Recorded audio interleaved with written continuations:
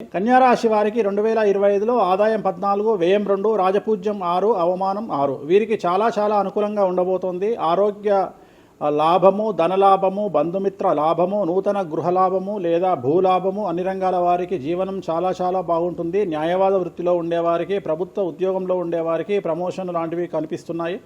విద్యార్థులకు విదేశీ యానము, విదేశాల్లో చదువుకునే విద్యార్థులకు ఉద్యోగ అవకాశాలు గోచరిస్తూ ఉన్నాయి. మరీ ముఖ్యంగా వ్యాపారస్తులకు విశేషించి లాభదాయకంగా ఉండబోతోంది. అలాగే పెళ్లి కానటువంటి అమ్మాయిలకు ఈ సంవత్సరం ఖచ్చితంగా వివాహ యోగ సూచనలు గోచరిస్తూ ఉన్నాయి. అలాగే సంతానం లేని వారికి సంతాన యోగం, ఉద్యోగ యోగం కనిపిస్తూ ఉంది. ఈ సంవత్సరం గోచరిస్తూ ఉన్నాయి. ఎలా తీసుకున్నా ఈ సంవత్సరం కన్యారాశి జాతకులకు పూర్తి స్థాయిలో అన్ని రంగాల వారికి అనుకూలమైన ఫలితాలు ఉండబోతున్నాయి. అన్ని రంగాలలో ఉండే వారికి మరియు ముఖ్యంగా రైతులు, వ్యాపారస్తులు, ఉద్యోగస్తులు, విద్యార్థులు, స్త్రీలు అందరికీ కూడా ఈ సంవత్సరం అనుకూలమైనటువంటి ఫలితాలు కన్యారాశి జాతకులకు ఉండబోతున్నాయి. వీరికి ఎటువంటి దోష నివారణలు అవసరం లేదు.